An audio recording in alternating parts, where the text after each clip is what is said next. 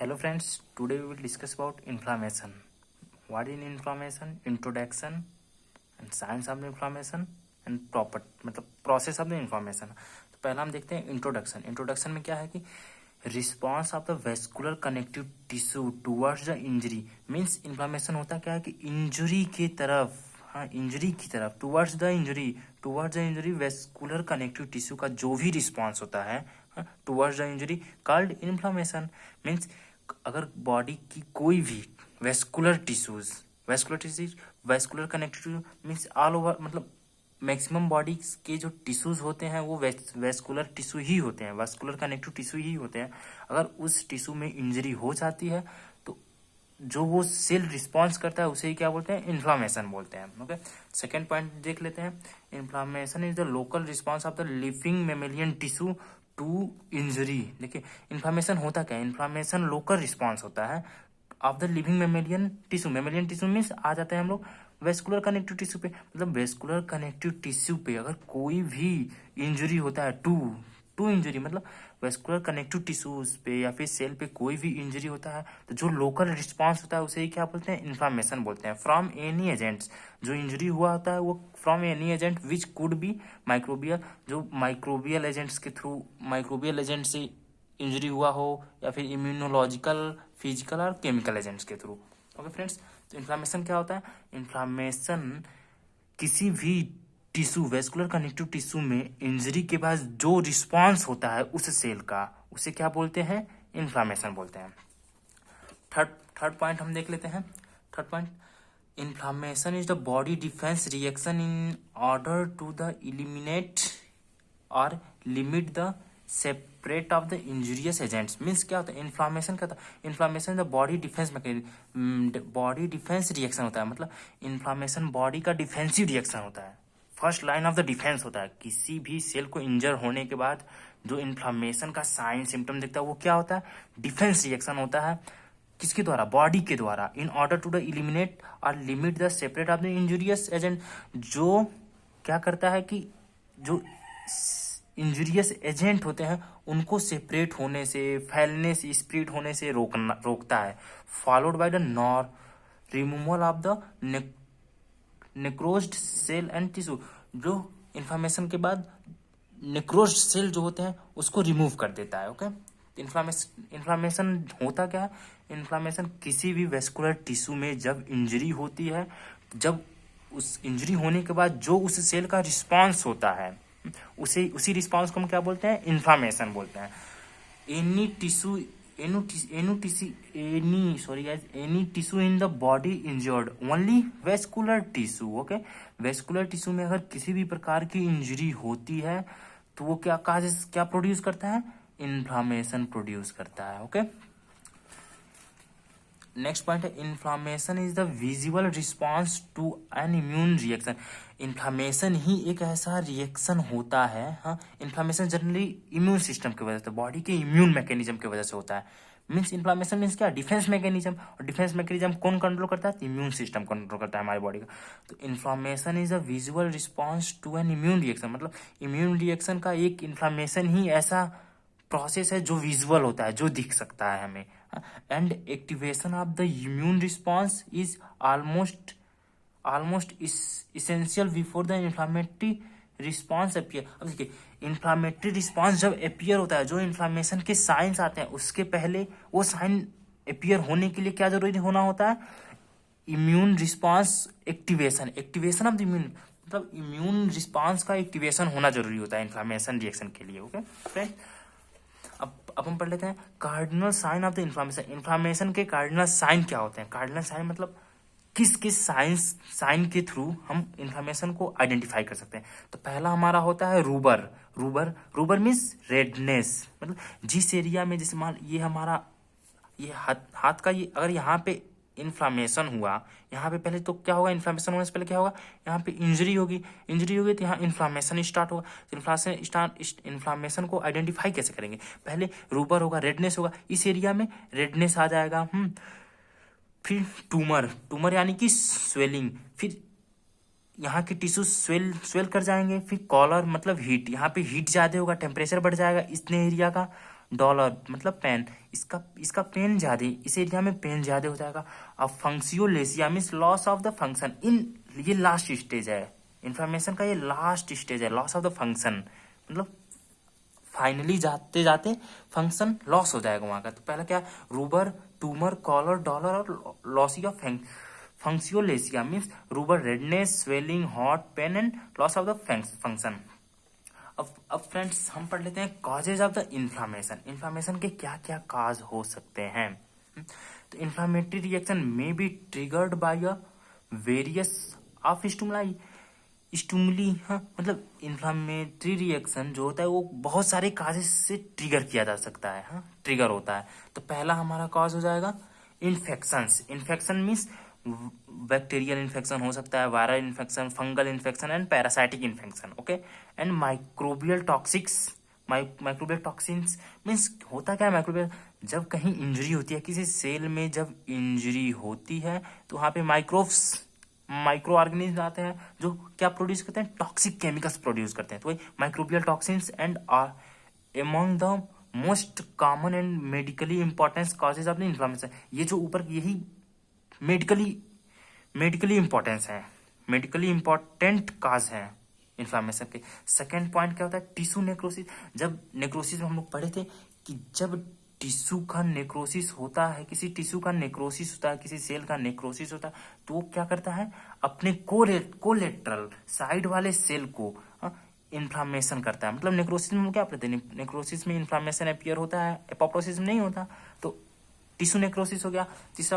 तीसरा पॉइंट क्या है, फॉरेन बॉडीज। जब फॉरेन बॉडीज मीन्स क्या होता है, स्प्लिंटर्स हो गए, डर्ट हो गए या फिर सूचर्स हो गए। जब कोई फॉरेन बॉडी के अंदर इन कर जाती है, हमारे बॉडी के अंदर इन करने वाली अनआइडेंटिकल, जिसको हमारी इम्यून सिस्टम आइडेंटिफाई नहीं कर पाती, अगर उस बॉडी को क्या बोलते हैं, फॉरेन बॉडीज, जो इम्यून सिस्टम इम्यून रिजेक्शन करता है, इम्यून उसको रिजेक्ट करता है। रिजेक्ट करने के लिए मैक्रोफेजेज एंड अदर लिम्फोसाइट्स वगैरह आके वहां पे फाइट करते हैं। तो फॉरेन बॉडीज हो गया। चौथा पॉइंट क्या होगा, इम्यून रिएक्शन। इम्यून रिएक्शन क्या होता है, also called hyper sensitiveness means immune reaction. Hypo sensitiveness क्या होता है, ऑटो इम्यून डिजीज। हमारे बॉडी में कुछ डिजीज ऐसे हो जाते हैं जो उस टाइम ऑटो इम्यून डिजीज में होता क्या है कि हमारे बॉडी का डिफेंस मैकेनिज्म खुद, हमारी बॉडी का इम्यून सिस्टम खुद अपने बॉडी के खिलाफ, अपने बॉडी के अगेंस्ट फाइट करने लगता है। दूसरा क्या है, एलर्जिक कंडीशन में भी हमारी जो इम्यून सिस्टम है वो खुद अपने बॉडी के अगेंस्ट हो जाती है। तीसरा क्या है, trauma any type of the trauma, okay. और fourth one is cell injury या फिर इंजरी, ओके इंजरी। ये रहा हमारा कॉजेज ऑफ द इन्फ्लामेशन। अब हम लोग पढ़ लेते हैं इन्फ्लामेशन के टाइप्स, कितने टाइप्स के होते हैं inflammation. Inflammation generally mainly 2 types के होते हैं। पहला हो गया एक्यूट इन्फ्लामेशन, दूसरा chronic inflammation. Acute inflammation means क्या होता है, एक्यूट वर्ड से ही आप डिफाइन कर सकते हैं कि एक्यूट इन्फ्लामेशन होता क्या है। रेपिड एंड शॉर्ट ड्यूरेशन में एक्यूट इन्फ्लामेशन क्या होता है, रेपिड होता है और short duration. List for short duration means ये लिस्ट फॉर 2 वीक्स, ये 2 वीक्स के अंदर ही इन्फ्लामेशन होगा और खत्म भी हो जाएगा, ओके। और क्रॉनिक इन्फ्लामेशन क्या होता है, क्रॉनिक इन्फ्लामेशन ग्रेजुअली एंड मतलब बहुत आसानी से नहीं होता। क्रॉनिक इन्फ्लामेशन ग्रेजुअली कभी कभी होता है, और लॉन्ग ड्यूरेशन, इसका ड्यूरेशन काफी लंबा समय होता है, लंबे समय तक होता है। अब acute inflammation are 2 types, vascular event और cellular event. Means acute inflammation में 2 इवेंट्स होते हैं, वेस्कुलर इवेंट और सेलुलर इवेंट्स। और क्रॉनिक इन्फ्लामेशन में 2 इवेंट्स होते हैं, non specific and granulomatous events होते हैं 2, ओके फ्रेंड। तो हम लोग type of inflammation next lecture में अच्छे से पढ़ेंगे, ओके फ्रेंड्स। अब हम देख लेते हैं process of the inflammation. Inflammation का प्रोसेस क्या होता है, how inflammation occur, process of the inflammation. Generally acute inflammation का अब देखिए, एक्यूट और क्रॉनिक होता क्या है, जब ये एक्यूट इन्फ्लामेशन बार बार हो हमारे बॉडी में, किसी एरिया पे, अगर जैसे कि हमारे हाथ यहाँ का सेल डैमेज है, यहाँ पे इन्फ्लामेशन हुआ, फिर 10 दिन बाद ये इंजर्ड हुआ, फिर यहाँ इन्फ्लामेशन स्टार्ट हो गया, तो यही एक्यूट इन्फ्लामेशन किस में कन्वर्ट हो जाता है, क्रॉनिक इन्फ्लामेशन में, okay. Process of the inflammation हम पढ़ लेते हैं। प्रोसेस ऑफ इन्फ्लामेशन जनरली होता क्या है, पहले सेलुलर इवेंट और वेस्कुलर इवेंट दोनों एक दूसरे से कोरिलेटेड होते हैं। तो हम लोग इस फिगर के थ्रू प्रोसेस ऑफ इन्फॉर्मेशन पढ़ेंगे, एक्यूट इन्फॉर्मेशन। ये नॉर्मल टिश्यू और वेसल्स, ये देखिए ये नॉर्मल टिश्यू और वेसल्स का हम प्रोसेस बताएंगे कि नॉर्मल टिश्यू और वेसल्स में कैसे कोरिलेशन होता है हम। तो ये क्या है, ये समझ लीजिए, ये इतना जो हमारा है ये एक टिश्यू है। अगर यहाँ पे हमारा सेल डैमेज हुआ, हाँ, तो इतना सेल अगर इंजर्ड हुआ है तो इसको हम यहाँ फिगर ड्रॉ कर रहे हैं। ओके फ्रेंड्स, तो ये हमारा टिश्यूज हो गया। ये क्या है, आर्ट्रियोल्स है, आर्ट्रियोल्स। यहाँ पे आर्ट्रिया है, यहाँ पे आर्ट्रियोल्स, ब्लड सप्लाई जाएगा ना टिश्यू को, ये आर्ट्रियोल्स हो गया। ये माइक्रो सर्कुलेशन मीन्स यहाँ तक आर्ट्रियोल्स आया, यहाँ तक, ठीक है। माइक्रो यहाँ से वेन्यूल्स स्टार्ट हो गया, वेन्स, और वेनस ड्रेनेज यहाँ चला जाएगा, मीन्स यहाँ से प्योर ब्लड आएगा, यहाँ से इम्प्योरिटी को लेते जाएगा। आर्ट्रियोल या इतने दूर को क्या बोलेंगे, माइक्रो सर्कुलेशन। ये कौन से सेल है हमारे, parenchymal cell, parenchymal cell, and this one is stromal cell. किसी भी टिश्यूज में 2 टाइप्स के सेल होते हैं, पेरेनकाइमल and stromal cell. Parenchymal cell होते क्या है, पेरेनकाइमल सेल, इस पेरेनकाइमल सेल जिनका एक स्पेसिफिक फंक्शन होता है। सारे टिश्यू में अलग अलग टाइप्स के पेरेनकाइमल सेल पाए जाते हैं जिनका स्पेसिफिक फंक्शन, जैसे कि ब्रेन में पेरेनकाइमल सेल क्या है, न्यूरॉन्स हो गए, किडनी में पेरेनकाइमल सेल्स नेफ्रॉन्स, लीवर में पेरेनकाइमल क्या होगा, हिपैटिक सेल्स होगा, वैसे पेरेनकाइमल सेल्स होगा। और जो स्ट्रोमल सेल होता है, स्ट्रोमल सेल क्या करता है, सपोर्टिंग सेल होता है, किसके लिए, इट सपोर्ट द पेरेनकाइमल सेल, ये पेरेनकाइमल सेल को सपोर्ट्स करता है। ओके फ्रेंड, स्टोमल सेल में जनरली क्या क्या आता है, मास्ट सेल हो गए, लिम्फोसाइट्स हो गए, मैक्रोफेजेस हो गए, मोनोसाइट, लिम्फोसाइट्स, मोनोसाइट, मैक्रोफेजेस क्या होते हैं, स्टोमल सेल होते हैं। ओके फ्रेंड, अब देखिए यहाँ पे क्या है, ये आर्ट्रियोल्स है, ये वेन्यूल्स है, वेन्यूल्स, पेरेनकाइमल सेल, स्टोमल सेल। अब जनरली होता क्या है, आर्ट्रियोल में जब ब्लड सप्लाई होती है, ये नॉर्मल हम लोग पढ़ रहे हैं, नॉर्मल इन जर्नल नॉर्मल फिजियोलॉजी पढ़ रहे हैं अभी। ओके, जब आर्ट्रियोल्स में ब्लड सप्लाई होती है, ब्लड सप्लाई जब होती है तो क्या होता है, जो ऑस्मोटिक प्रेशर होता है, ऑस्मोटिक प्रेशर होता क्या है, ऑस्मोटिक और हाइड्रोस्टेटिक प्रेशर, हम 2 प्रेशर के बारे में यहाँ पढ़ेंगे। ऑस्मोटिक प्रेशर क्या होता है, हाइड्रोस्टेटिक। देखिए ऑस्मोटिक प्रेशर जो होता है, type of the retention, trying to retention the fluid within the vascular compartment. देखिए ऑस्मोटिक प्रेशर का काम, ऑस्मोटिक प्रेशर जनरली किससे प्रोड्यूस होता है, प्लाज्मा प्रोटीन, जो वेन्यूल्स के अंदर, माइक्रो सर्कुलेशन के अंदर, ब्लड के अंदर जो प्लाज्मा प्रोटीन होता है, उसके वजह से जो प्रेशर क्रिएट होता है उसे बोलते हैं ऑस्मोटिक प्रेशर। ऑस्मोटिक प्रेशर का काम क्या होता है, ये रिटेन करता है फ्लूइड को inside with in the vascular compartment. मतलब ये जो हमारा ऑस्मोटिक प्रेशर है वो वेस्कुलर कंपार्टमेंट के अंदर रिटेन करेगा, अंदर की तरफ खींचेगा, ओके, फ्लूइड्स को। और जो हाइड्रोस्टेटिक प्रेशर क्या होता है, हाइड्रोस्टेटिक पुशिंग फ्लूइड आउटवर्ड, जो फ्लूइड को आउटवर्ड बाहर की तरफ पुश करेगा। ओके, ये बाहर की तरफ पुश करेगा, ये अंदर की तरफ पुश करेगा। ओके, अंदर की तरफ खींचेगा, ये बाहर की तरफ। ओके, ये समझ। तो यहाँ पे जब आर्ट्रियोल से ब्लड इन आएगा, ब्लड अंदर की तरफ आएगा तो क्या होगा, देखिए आर्टरी से जब ब्लड अंदर की तरफ आएगा, माइक्रो सर्कुलेशन क्या होता है, माइक्रो सर्कुलेशन आएगा तो जो हमारा जब ब्लड आएगा तो यहाँ की ब्लड की क्वांटिटी अधिक हो गई तो यहाँ का हाइड्रोस्टेटिक प्रेशर अधिक हो जाएगा। यहाँ पे ग्राफ में क्या दिख रहा है, ये समझिए एक ऑस्मोटिक प्रेशर ग्राफ है जो कांस्टेंट है, कांस्टेंट है, क्योंकि यहाँ पे प्लाज्मा प्रोटीन का ज्यादा डिसबैलेंस नहीं होता है, तो ये कांस्टेंट है। और लेकिन सर्कुलेशन की वजह से यहाँ पे क्या हुआ, जो हाइड्रोस्टेटिक प्रेशर है वो इंक्रीज कर गया, बढ़ रहा है, इंक्रीज कर रहा है। तो क्या होगा, हाइड्रोस्टेटिक प्रेशर इंक्रीज है, मीन्स अगर हाइड्रोस्टेटिक प्रेशर इंक्रीज है तो हाइड्रोस्टेटिक प्रेशर का काम क्या होता है, फ्लूइड को आउटवर्ड पुश करना, बाहर की तरफ करना। तो क्या होगा, यहाँ से जो फ्लूइड है वो क्या होगा, बाहर की तरफ रिटर्न होगा, बाहर की तरफ निकलेगा। ओके, बाहर की तरफ आएगा तो किस कंपार्टमेंट है, ये इंटरस्टिशियल कंपार्टमेंट हो गया, वेस्कुलर कंपार्टमेंट। तो वेस्कुलर कंपार्टमेंट से इंटरस्टिशियल कंपार्टमेंट में आएगा। ओके, इंटरस्टिशियल कंपार्टमेंट में आएगा। और फिर यहाँ आधे कुछ दूर आगे जाने पे क्या होता है, जो हमारा वेन्यूल्स होता है इसका एरिया जो होता है यहाँ पे इंक्रीज होता है, यहाँ पे डिक्रीज होता है, कम होता है, यहाँ ज्यादा होता है। तो जब यहाँ आएगा आगे तरफ बढ़ेगा, जनरल सी बात है, जब एरिया अगर ज्यादा है तो प्रेशर कम हो जाएगा। तो जो हाइड्रोस्टेटिक प्रेशर क्या होगा, फॉल हो गया, डिक्रीज हो गया, किससे, ऑस्मोटिक प्रेशर से। तो यहाँ पे फ्लूइड बाहर आया, फिर अब यहाँ देखिए ऑस्मोटिक प्रेशर क्या हुआ, इंक्रीज कर गया, और हाइड्रोस्टेटिक प्रेशर डिक्रीज। यहाँ पे 35 था, 35 mm ऑफ Hg था, तो यहाँ मान लेते हैं 15 mm ऑफ Hg हो गया। तो क्या हुआ, और ऑस्मोटिक प्रेशर क्या है, यहाँ 28 था, यहाँ पे 28 है, ये 28 है, ये 15 है। तो यहाँ पे हाइड्रोस्टेटिक प्रेशर कम हुआ, कम हुआ यानी कि ऑस्मोटिक प्रेशर इंक्रीज किया। ऑस्मोटिक प्रेशर का काम क्या होता है, retain the fluid inside the vascular compartment. तो क्या हुआ, यहाँ से फिर इंटरस्टिशियल कंपार्टमेंट से वेस्कुलर कंपार्टमेंट में फ्लूइड जाएगा। तो नेट रिजल्ट क्या आया, जितना फ्लूइड यहाँ निकला यहाँ इन, अब देखिए यहाँ फ्लूइड निकलता है, इसमें जो फ्लूइड बाहर आता है वेस्कुलर कंपार्टमेंट से क्या क्या, जनरली CO2 होते हैं, ग्लूकोज होते हैं, न्यूट्रिएंट्स होते हैं। ओके, और फिर यहाँ से जो इन हो रहा है वेस्कुलर कंपार्टमेंट में, क्या जनरली क्या होगा, CO2 इनसाइड होगा, फिर यहाँ से वेस्कुलर कंपार्टमेंट होके वेनस ड्रेनेज हो जाएगा, वेनस सिस्टम में चला जाएगा। तो ये रहा हमारा जर्नल नॉर्मल। जब इन्फ्लामेशन, जब इस सेल्स में टिश्यू में इन्फ्लामेशन हो जाएगा तो क्या होगा, ड्यूरिंग इन्फ्लामेशन होता क्या है, यहाँ पे समझ लें कि ये हमारा टिश्यूज है, पेरेन्काइमल सेल या फिर पेरेन्काइमल टिश्यू, स्टोमल सेल। तो यहाँ पे जब इंजरी हुआ तो क्या हुआ,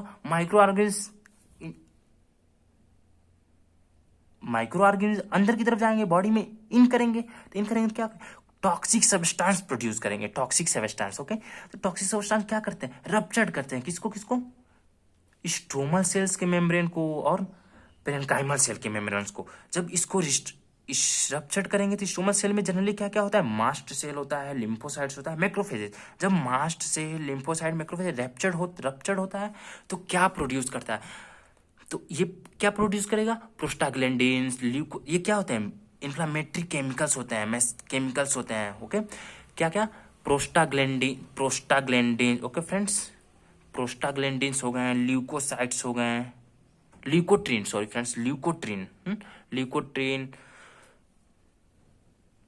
हिस्टामिन्स प्रोड्यूस, जनरली हिस्टामिन्स कहाँ से होता है, मास्ट सेल से होता है। Okay friends, histamines, mast cell, और प्लेटलेट एक्टिवेटिंग फैक्टर, साइटोकाइंस, और ट्यूमर नेक्रोटिक फैक्टर,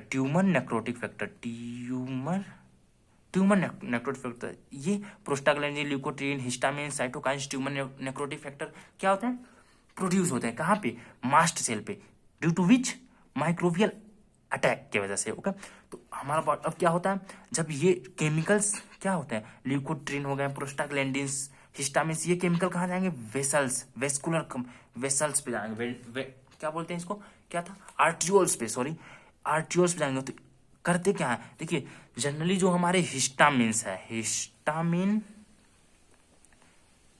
प्रोस्टाग्लैंडिन्स और नाइट्रिक ऑक्साइड, ये तीनों क्या करता है, ये तीनों यहाँ पे आर्ट्रियोल्स पे एक्ट करेगा। अब यहाँ पे क्या क्या होता है, स्मूथ मसल्स होता है आर्ट्रियोल्स पे, जनरली क्या होता है, स्मूथ मसल होता है जो इसको आसानी से डायलेट नहीं होता।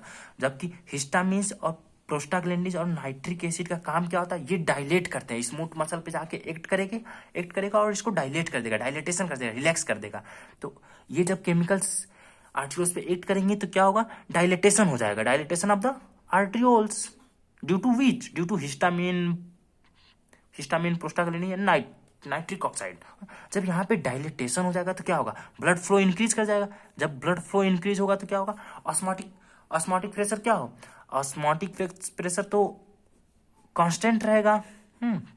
ऑस्मोटिक प्रेशर कांस्टेंट है, और हाइड्रोस्टेटिक प्रेशर क्या होगा, इंक्रीज कर जाएगा। हाइड्रोस्टेटिक प्रेशर समझिए यहाँ इंक्रीज कर गया, 55 mm ऑफ Hg हो गया, ठीक है, 55 mm। इसके पहले क्या था, 35, इसके पहले हमारा 35 था हाइड्रोस्टेटिक प्रेशर, समझ लीजिए यहाँ था। Okay, 55 mm of Hg। जब यहाँ पे हाइड्रोस्टेटिक प्रेशर इंक्रीज कर देगा तो हाइड्रोस्टेटिक प्रेशर का काम क्या होता है, फ्लूइड को, वेस्कुलर कंपार्टमेंट के फ्लूइड को पुश आउटवर्ड करना, मतलब इंटरस्टिशियल कंपार्टमेंट में भेजना। इसके अंदर जितने भी फ्लूइड्स हैं, न्यूट्रिएंट्स हैं, प्रोटीन्स हैं, वो क्या होगा, आउटवर्ड आएगा। अब देखिए जब ये डायलेट हो जाएगा तो जो इंडोथीलियल सेल है, यहाँ पे क्या था हमारा इंडोथीलियल सेल, देखिए यहाँ पे क्या था, यहाँ पे इंडोथीलियल सेल्स के बीच में गैप नहीं था। ओके फ्रेंड्स, यहाँ पे गैप नहीं था, जिसके वजह से जो प्लाज्मा प्रोटीन्स होते हैं, जनरली प्लाज्मा प्रोटीन का साइज बड़ा होता है जो बाहर नहीं आ पाते हैं, और भी जो वेस्कुलर कंपार्टमेंट के फ्लूइड्स हैं वो बाहर नहीं निकलते। बट आफ्टर डायलेटेशन क्या होता है, जो इंटरस्टिशियल गैप होता है वो बढ़ जाता है। जब इंटरस्टिशियल गैप हो जाएगा तो प्रोटीन्स, प्लाज्मा प्रोटीन्स हो गए, फ्लूइड हो गए, वो क्या होगा, सिक्रेटेड आउटवर्ड, बाहर की तरफ आएगा। क्यों? क्योंकि यहाँ पे प्रेशर अधिक है, हाइड्रोस्टेटिक प्रेशर अधिक है जबकि ऑस्मोटिक प्रेशर कम है। तो बाहर की तरफ आएगा। फिर क्या होगा, नॉर्मल कंडीशन में क्या होता था, हाइड्रोस्टेटिक प्रेशर फॉल हो जाता था ऑस्मोटिक प्रेशर से, तो फ्लूइड रिटेन हो जाता था, फ्लूइड वापस चला था। बट यहाँ पे क्या होता है, यहाँ पे देखिए, यहाँ इंक्रीज किया, प्रेशर ज्यादा होने की वजह से ये फ्लूइड क्या होता है, जब जैसे प्लाज्मा प्रोटीन जैसे जैसे बाहर आता जाएगा वैसे वैसे तो ऑस्मोटिक प्रेशर डिक्रीज होता जाएगा ना, ऑस्मोटिक प्रेशर तो और तो गिरते जाएगा। हाँ, तो ऑस्मोटिक प्रेशर और कम हो जाता है, हाइड्रोस्टेटिक प्रेशर यहाँ पे अधिक है, यहाँ पे हाइड्रोस्टेटिक प्रेशर ऑस्मोटिक प्रेशर से कम नहीं होता, जिसके वजह से फ्लूइड नेट रिजल्ट क्या होता है, नेट रिजल्ट होता है fluid towards the interstitial compartment में फ्लूइड आ जाता है। इंटरस्टिशियल कंपार्टमेंट जब फ्लूइड इंक्रीज करता जाएगा तो यहाँ पे क्या हो जाएगा, फ्लूइड ज्यादा हो जाएगा, यहाँ कम हो जाएगा। जब यहाँ ज्यादा होगा तो मतलब क्या होगा, फ्लूइड का एक्यूमुलेशन हो जाएगा, फ्लूइड का एक्यूमुलेशन होने की वजह से फ्लूइड स्वेलिंग कर जाती है। तो हम लोग अपना पढ़ लिया ना, एक सिम्टम्स स्वेलिंग का, कार्डिनल साइन में स्वेलिंग था ना, हमारा रेडनेस था। रेडनेस क्यों होता है, due to the high blood, due to the more blood, ज्यादा ब्लड जब वेस्कुलर कंपार्टमेंट में आएगा तो यहाँ पे रेडनेस बढ़ जाएगा, रेडनेस की वजह से हीट होगा। जब ब्लड का ब्लड अगर यहाँ ज्यादा आता है तो हीट भी प्रोड्यूस होगा, तो हीट हो गया, ये साइन आ गए, कार्डिनल साइन, यहाँ पे एक्यूमुलेशन ऑफ द फ्लूइड हो गया। तो जनरली यही होता है, यही प्रोसेस। अब क्वेश्चन ये भी हो सकता है कि क्यों यहीं पे डायलेटेशन होता है, प्रोस्टाग्लैंडिन्स, हिस्टामिन्स, नाइट्रिक ऑक्साइड इसी को डायलेट क्यों नहीं करते, इसको भी तो कर सकते हैं ना डायलेट, नहीं, क्योंकि यहाँ पे स्मूथ मसल जो होता है, जिस देखिए क्या होता है, यहाँ पे स्मूथ मसल्स ज्यादा होता है, यहाँ पे स्मूथ मसल बहुत कम होता है, जिसकी वजह से ये डायलेटेशन इसका नहीं हो पाता। तो ये था हमारा how inflammatory process, how inflammation occur. अब हम लोग नेक्स्ट लेक्चर में क्या पढ़ेंगे, type of the inflammation and what is the purpose of the inflammation, inflammation का पर्पज क्या होता है। तो thank you for watching video and please like share and subscribe my channels. Thank you.